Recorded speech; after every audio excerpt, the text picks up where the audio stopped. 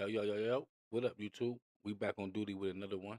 This is Joe Rogan going in on Mayweather blowing 1 billy. Did he really blow 1 billy, people? Let me know what y'all think. But let's hop right into this and see what's going on. Look at Floyd. Like, Floyd spends money like it's a tap. Like, he's got a tap. Just like unlimited amount of money.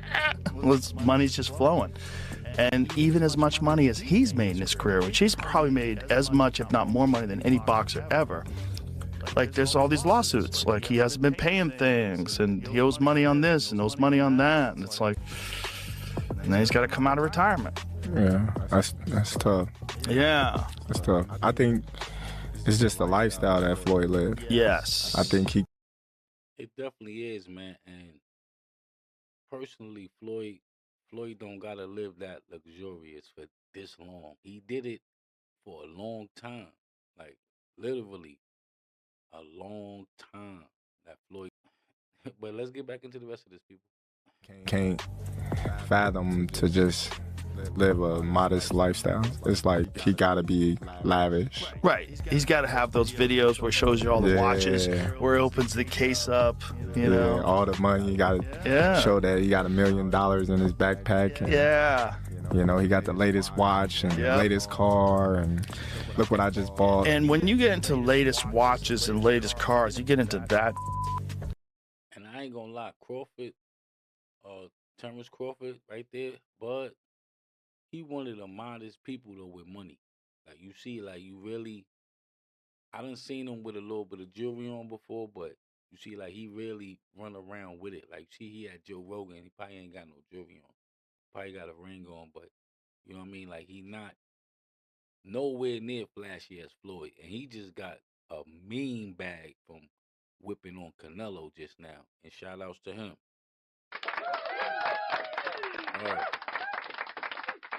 I mean, excuse me, I should have addressed him as the champ. You know what I mean? But yeah, let's get back into the rest of this, people. Like, boy, that money goes quick. Yeah. Bugattis are like 3 million. There's watches that are 3-5 million. That's crazy. So you buy a watch and a car, you're down 10. That's nuts. Joe Rogan openly questioned Floyd. He said you buy one watch and one car and you down $10 million. That's absurd. That's absurd, people. But it's money Mayweather. Let's get back into the rest of this, people. Floyd Mayweather's real estate claims during the discussion. He strongly hinted that the numbers didn't seem believable, essentially stopping the conversation to point out that, in his view, the figures simply were not making sense. And one of the reasons why people watch him fight is not because he's like Mike Tyson, just goes out and destroys people. They like watching him fight because they hate him. Because he talks so much shit, and he's like, look at my $1 million watch, look at my jet, look at my house, look at this. He's like constantly showing you all these things that he has. Like he'll lay out watches in a hotel bed, like this is $1 million worth of watches. This watch goes for $2 million, and they're like, this is my small watch that I take sometimes, but when I'll show you, when I'll show up, I bring out the big boy, and it brings out this watch that's covered in diamonds, it's like $5 million. And so you hate him. That Floyd owes like $1.4 million in jewelry debts, that Floyd owes like hundreds of thousands of dollars in rent for a private New York apartment.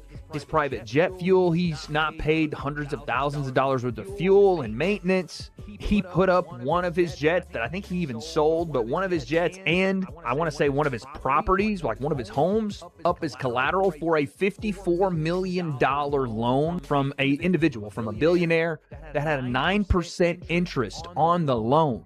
Joe Rogan also challenged the overall story being told about Floyd Mayweather's wealth. He raised doubts about the claims that Floyd owns numerous high-value properties, explaining that making bold statements is not the same as having confirmed assets to back them up. He owed that money to the IRS. How much does he owe? It's in the $20+ million range. It's a lot of money, man. But it's not something that he's been, it's not like deception. No. It's just neglect. Everybody that's financially smart, they've seen this coming with Floyd. There's no way in the world, but then let's get back into this, man. See what Joe Rogan talking about. It's neglect, and it's also like, I think, and there is like a truth to this. He makes so much money. There's probably a point when they're like, "Hey, it's time to pay your taxes," and you go like, "All right, here's a check for $25 million. That's an incredible amount of money." And then they go, "That's true, but you owe 50 more." And he's just like, that can't be right. I've given you $25 million. Yeah, he's bought over 100 luxury cars from the same dealer and always pays in cash. He has $15 million worth of cars. Congrats. You can sell those. That's where the discussion starts to intensify. Because Floyd Mayweather created the Money Mayweather image around endless riches. Huge amount. Them $15 million he spent on them cars, if he go to sell it, he's not going to get half of that. He's not going to get 7.5. No. He might walk away with $3 million. Yeah, because the cars depreciate as soon as they go off the lot. No matter if you drove them or not. As soon as they leave off the lot, they depreciate. But let's get back into the rest of this, people. Amounts of cash, expensive watches, and a business empire that appeared impossible to challenge. However, various reports circulating in financial circles have suggested that the reality may be far more complicated than it first seemed. That Floyd Mayweather is made, and because he's the best in the history of pay-per-view at making sure that the money ends up in his pocket. He is or has been a businessman as an athlete that almost doesn't have a peer because he owns all his own stuff as an independent. Your spending has to be so fiscally irresponsible to lose the amount of money that Floyd Mayweather has lost that it is almost beyond. Bro, hold on. Let's take that back one time. Because he said everything I was thinking, but I couldn't articulate it like him. But let's get back into this, people. Bro, hold on. Reality may be far more complicated than it first seemed. That Floyd Mayweather is made, and because he's the best in the history of pay-per-view at making sure that the money ends up in his pocket. He is or has been a businessman as an athlete that almost doesn't have a peer because he owns all his own stuff as an independent. Your spending has to be so fiscally irresponsible to lose the amount of money that Floyd Mayweather has lost that it is almost beyond anything that is reason. It's not merely fiscal insanity. It's something that doesn't make any sense to me. Right. And another sign of him maybe in financial trouble is, as of February 2026, Floyd Mayweather has initiated a massive $340 million lawsuit against Showtime Networks and former executive Steven Espinoza. So he's trying to get some bread right now. The estimate is that he made over $1.2 billion over the course of his career in just earnings from fights. Reports from Business Insider stated that 2 of Floyd Mayweather's commercial properties had reportedly gone into foreclosure. There were also claims that a Las Vegas strip club property connected to him was at risk of seizure because of alleged unpaid property taxes. On top of that, lawsuits involving expensive watches and jewelry purchases reportedly added more attention to his finances, although Floyd has denied those accusations. As a result, the conversation began shifting away from luxury and success and more toward questions surrounding his financial situation. They said that, things that they said in this article were insane. That Floyd owes like $1.4 million in jewelry debts, that Floyd owes like hundreds of thousands of dollars in rent for. All right, dude right here is the Wade Concept. Like, I'm subscribed to him too, though. Shout out to the Wade Concept. He got a lot of knowledge on a lot of things boxing. You know what I mean? Especially like Floyd finances. He do his research. He do a lot of good research, and a lot of his information be real valid. You know what I mean? I could agree to that. But shout out to him, man. Let's get back into this, though, people. For a private New York apartment, his private jet fuel. He's not paid hundreds of thousands of dollars worth of fuel and maintenance. He put up one of his jets that I think he even sold, but one of his jets and I want to say one of his properties, like one of his homes, up as collateral for a $54 million loan. The report also mentioned that 2 condos at Trump International Hotel Las Vegas were reportedly seized for unpaid taxes before later being returned once payments were made.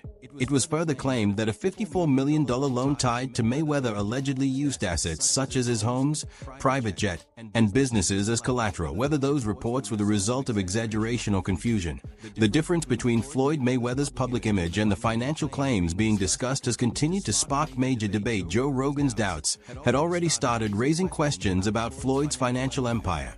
But then Chael Sonnen entered the conversation with a far more direct reaction. He openly questioned why people were acting surprised by the "Is Floyd broke?" discussion, suggesting that the topic should not be shocking at all. What's wrong with that?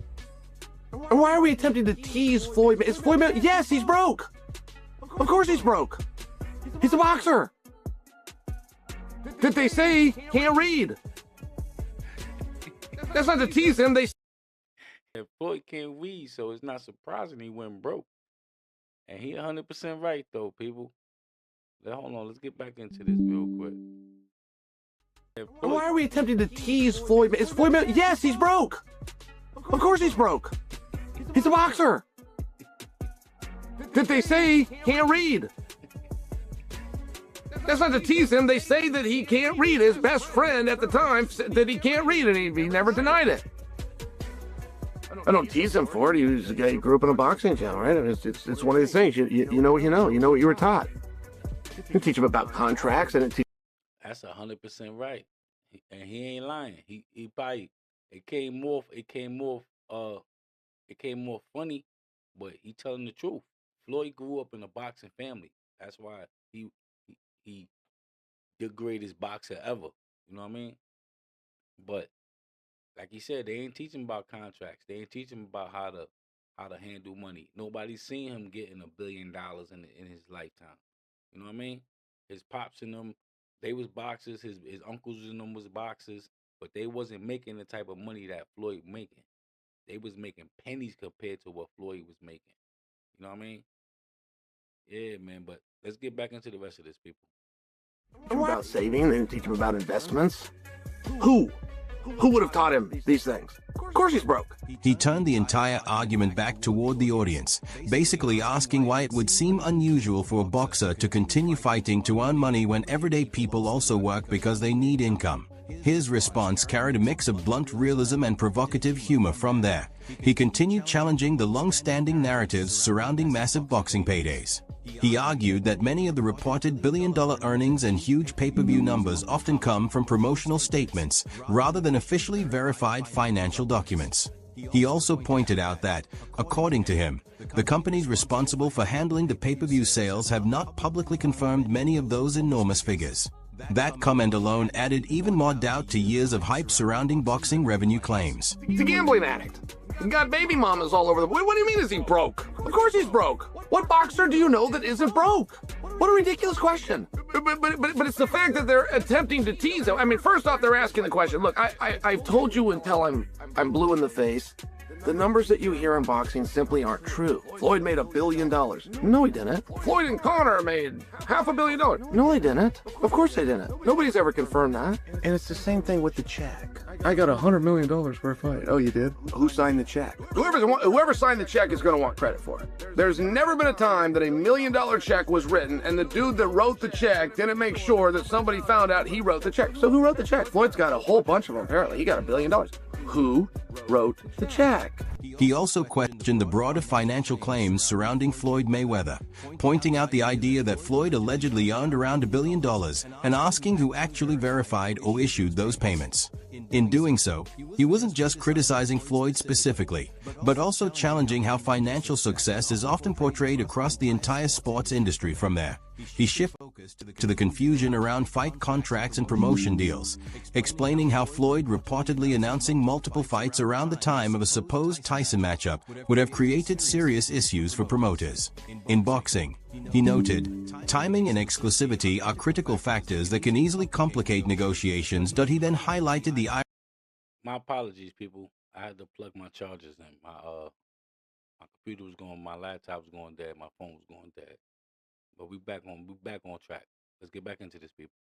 Irony in the situation, pointing out Floyd own accusations toward Showtime over alleged questionable business practices, adding another layer of contradiction to the ongoing debate. And I'm only sharing with you, like, the numbers aren't what you think they are, right?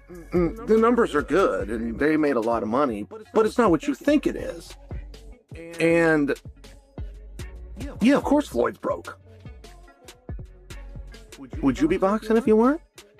And it's very tough to be sympathetic. Critics also point to Floyd Mayweather's promotional dealings, including the situation around his fight with Logan Paul, suggesting that similar confusion and disputes appear across multiple sides of the boxing business. As a result, the entire situation starts to look like a cycle of accusations, where each party sees the other as responsible for the chaos, but at the same time, a clear contradiction emerges. While people continue to question Floyd's finances, challenge reported paydays, debate contract details, and dismiss exhibition bouts, his influence in the sport remains undeniable. Whenever Mayweather's name is attached to a fight poster, it still manages to capture the attention of the entire combat sports world. Mayweather owes Logan Paul $1.3 million. No, he doesn't. Just to clear that up, no, he doesn't. Will Logan ever get the money? I think Floyd's broke. Floyd does not owe Logan $1.3 million. Floyd's promotion owes Logan $1.3 million. And no, of course he's not going to get it. That promotion's already shut down. Allegedly, by the way. J.L. Sonnen had already intensified the Floyd might be broke discussion. But once Jason Whitlock and the rest of the panel joined in, the conversation shifted into something like a full-scale financial breakdown of boxing's biggest names. The tone quickly moved from sports talk to what sounded like investigative analysis. Almost as if everyone had become amateur accountants with boxing gloves on, Whitlock opened the segment by leaning into Shannon Sharpe's and OC's idea that Floyd Mayweather stepping out of retirement would mainly be driven by the pursuit of a huge payday. As soon as potential opponents like Saul Alvarez, Manny Pacquiao, and Terrence Crawford were mentioned, the discussion immediately shifted toward the business side of boxing. Sharpe suggested that those are the only kinds of matchups capable of generating the level of money Floyd would consider worth returning for, framing it less as speculation and more as a realistic list of blockbuster fights. Whitlock then added a Rocky-style comparison, asking the simple question of why fighters choose to step back into the ring. That comment shifted the entire conversation into a more... Of course we know why fighters step back into the ring. They need that paper, man. Let's get back into this, though, people. And my apologies for how my camera been acting, man. But we back on track right now, man. I said that before, man, but I apologize. But we back, though. Let's get back into this. Let's get back into philosophical direction, turning a financial debate into a broader reflection on motivation, legacy, and competition. Shannon Sharpe and Ocho Cinco suggested on their podcast that Floyd Mayweather is talking about coming back, unretiring. He is. Because he's broke. Yeah. Let's play the clip here. Shannon Sharpe and Ocho Cinco. There are only 3 fights that Floyd can have. He ain't gonna have no choice. Because Floyd built his entire identity around the idea that wealth equals success, even down to rebranding himself from pretty boy to money, the discussion takes on a sharper edge. Whitlock highlights the irony in that branding. When your public image is centered on riches and luxury, even the smallest rumor of financial trouble can explode into a media storm. Dre then brings a more practical perspective, arguing that the real question isn't just what Floyd Mayweather has earned, but what is actually known about his financial reality. Things like cash flow, investments, debts, taxes, and lifestyle expenses. In other words, the full picture behind the glamorous social media image. The panel also throws in commentary about gambling losses, tax obligations, and high-end spending habits, which collectively paints Floyd's career less like a simple success story and more like a complex financial structure that's hard to fully decode. Still, there's an interesting contradiction at the heart of the discussion. While part of the panel questions why a 50-year-old fighter would consider returning to the ring, another part quietly acknowledges what every fight fan already understands. If Floyd Mayweather ever officially announces a fight against names like Saul Alvarez, Manny Pacquiao, or Terrence Crawford, the entire debate would instantly fade, because everyone talking would still tune in once the bell rings. $1 billion and he's 47 years old and he's completely broke. He's won the prize. This is, of all the idiots that we've seen out there, celebrities, actors, entertainers that have lost a lot of money, this guy would... Still tune in once the bell rings. $1 billion and he's 47 years old and he's completely broke. He's won the prize. This is, of all the idiots that we've seen out there, celebrities, actors, entertainers that have lost a lot of money, this guy would take the cake. To blow a bill before he even hits 50 is unimaginable. It actually is sad. It's a cautionary tale. We have seen it time and time again. But who actually wants to watch this guy fight? Like, people that love him. If he comes out and if he loses and looks terrible and gets destroyed, well, look, if you love him or hate him, you can say, well, he's nearly 50 years old. This doesn't prove it. Whitlock and the panel had already turned the Floyd Mayweather comeback discussion into something resembling a financial courtroom debate. But the mood shifts once Andre Ward joins the conversation. His input immediately changes the tone from heated speculation to a more thoughtful, fighter-level perspective. Ward begins by acknowledging his long-standing respect for Floyd's discipline and work ethic. He points out that while people often focus on the flashy side of Mayweather's persona, luxury cars, private jets, and extravagant spending, that image was also part of a carefully built brand. Beneath all of that, he says, was always a fighter who stayed committed to the gym and the grind, that he also admits feeling conflicted about the idea of a comeback, and that honesty stands out. Part of that is because of the way Floyd Mayweather goes about his business. He's been filthy rich. He's made his name, his legacy, and a lot of his reputation wasn't just the boxing, it was the money. It's the money man. What I have, what I'm driving, what I'm living in, what I'm flying in. And a lot of people, they don't like that. I don't know if Floyd Mayweather had more supporters for most of his fights or more haters, but regardless of where you fall on that line, Floyd Mayweather made it work for him when many people, promoters included, networks included, early on didn't think that he can. That's the kind of perspective only a former champion can really offer. From there, the conversation shifts into talk about a potential Pacquiao rematch, and the analysis becomes more technical again. Andre Ward notes an interesting point about aging fighters.